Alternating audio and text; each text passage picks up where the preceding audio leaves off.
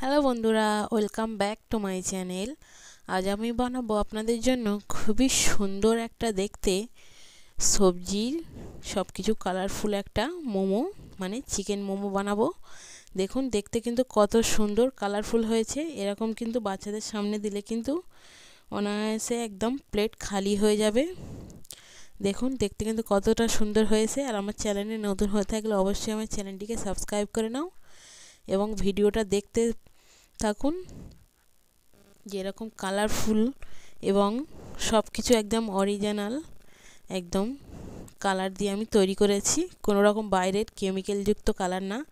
দেখুন, এটা bit great করে আমি তারই রস বার করে নিয়েছি। এরপর গাজরটাও ভালো করে গ্রেট করে নিয়েছি। আপনারা চাইলে মিক্সিতে বেটেও নিতে পারেন, নিয়ে এরকম রস বার করে নিতে পারবেন।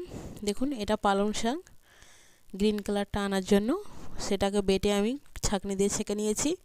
দেখুন, এরকম তিনটে জিনিস দিয়ে আমি কিন্তু খুব সুন্দর করে রস বার করে কালারফুল একটা রস বার করে নিয়ে রেখে দিয়েছি। এরপর আমি ভিতরের পুরটার জন্য তৈরি করে নেব।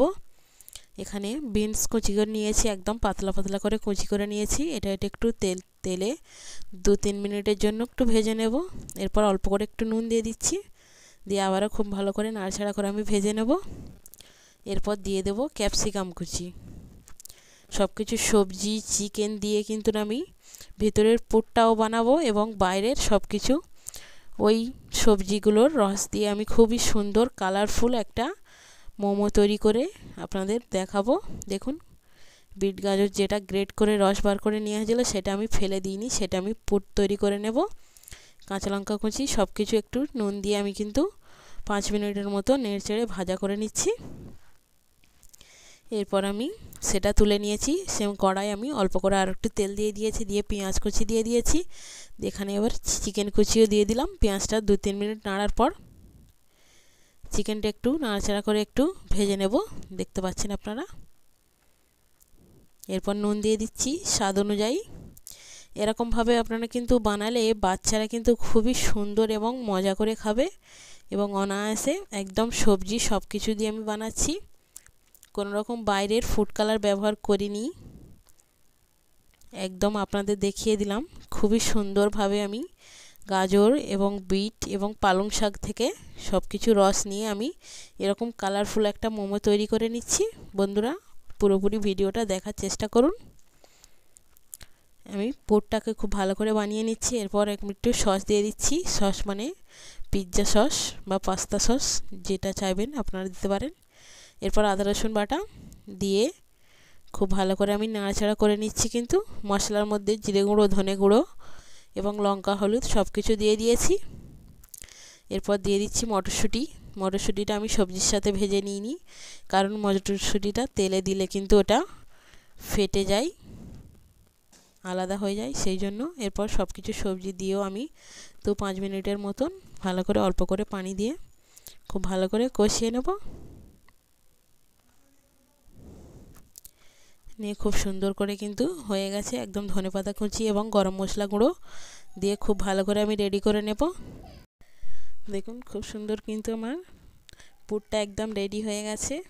এরপর আমি ময়দাটা মেখে নেব। এরকম বাটির মাপে আমি করে নিয়েছি। প্রথমে আমি সাদা ডোটা আমি মেখে নেব, অল্প করে একটু নুন আর পানি দিয়ে আমি মেখে নেব।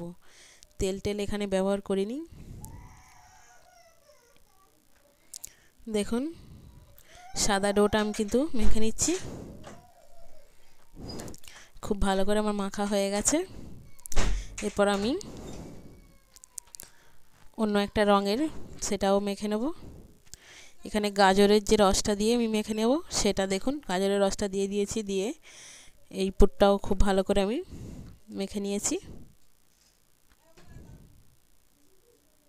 এটা গাজরের রস দিয়ে একটা তৈরি করে নিয়েছি। এরপর পালং শাকের রস দিয়ে গ্রিন কালারটা আনার জন্য সেটা দিয়ে আমি খুব ভালো করে একটা ডো তৈরি করে নিচ্ছি। সবগুলো সেম প্রসেসে, মানে একটু নুন দিয়ে শুধু বানাচ্ছি। এরপর বিটের যে রসটা বার করে নিয়েছিলাম সেটা থেকে, সেই বিটের রসটা দিয়ে বানানোর পর কিন্তু দেখতে কিন্তু খুব সুন্দর হয়েছে। দেখুন, সবকটা ডো দেখে নিন। সবকটা ডো আমি কিন্তু তৈরি করে নিয়েছি। এরপর আমি রুটির আকারে বেলে নেব। দেখুন রুটিটা এখানে তৈরি করে নিচ্ছি, একটু হাত দিয়ে চেপে চেপে আমি প্রথম সাদা রুটিটা তৈরি করে নিয়েছি। নিয়ে এরপর বিটের যে রসটা দিয়ে বানানো করেছিলাম সেই রুটিটা তৈরি করে নিলাম।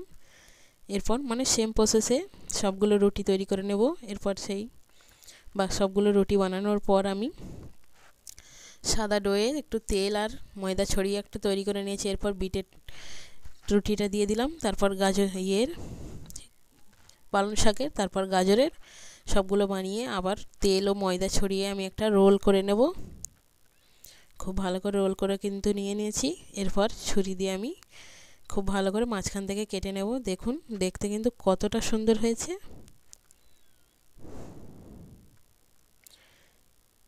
এরকমভাবে কিন্তু এবং পাতলা পাতলা করে আমি খুব ভালো করে কেটে নেব সবগুলো লেচি।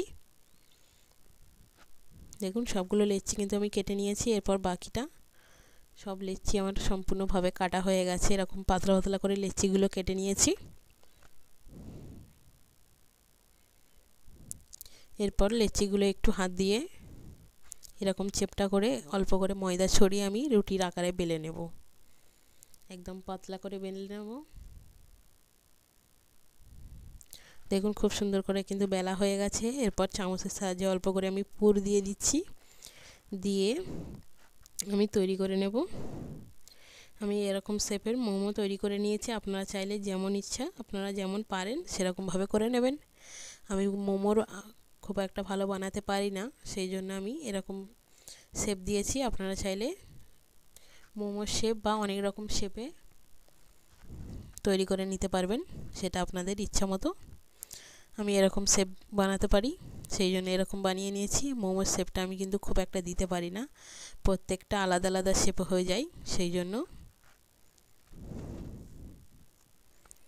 দেখুন আবার আর একটা রুটি বেলে নিয়েছি, আবারও আমি তৈরি করে নিচ্ছি সেম প্রসেসে। খুবই কিন্তু সুন্দর এবং কালারফুল হয়েছে। এরকমভাবে কিন্তু বানালে কিন্তু বাচ্চারা কিন্তু খুবই খেতে পছন্দ করবে। আমি এখানে চিকেন ও সবজি দিয়ে পুর বানাচ্ছি। আপনারা চাইলে শুধু চিকেন দিয়ে বানাতে পারবেন বা সবজি দিয়ে বানাতে পারবেন। দেখুন কালারটা কিন্তু কত সুন্দর এসেছে, খুবই সুন্দর লাগছে দেখতে। এরপর একটা ভাপানোর জন্য একটা পাত্র নিয়ে নিয়েছি, তাতে অল্প করে সাদা তেল দিয়ে আমি একটু ব্রাশ দিয়ে ভালো করে লাগিয়ে দিচ্ছি প্রত্যেকটায়। এরপর সবগুলো মোমো কিন্তু আমি সাজিয়ে দিচ্ছি, দিয়ে আমি যতক্ষণ ভাপানোর লাগে মানে 10 মিনিটের মতন কিন্তু ভাপালে হয়ে যাবে। একটু পানি কিন্তু বলক এসে গেছে। এরপর ঢাকা দিয়ে আমি কিন্তু তৈরি করতে দিয়ে দিয়েছি।